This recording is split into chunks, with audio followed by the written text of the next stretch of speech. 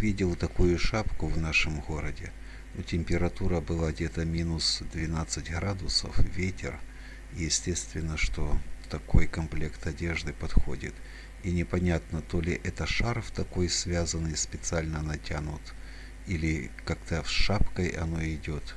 Но смотрится довольно красиво, оригинально. Ну, напишите в комментариях, какой это вариант получается.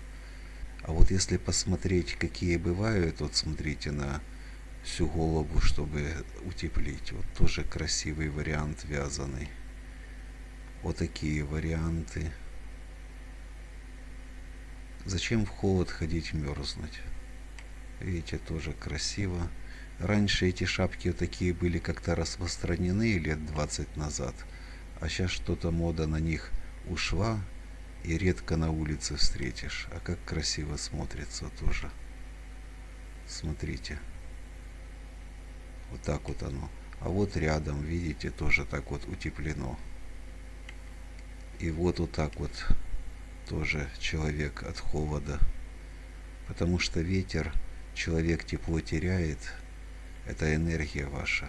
А бывают, ходят и в таких вот колпаках.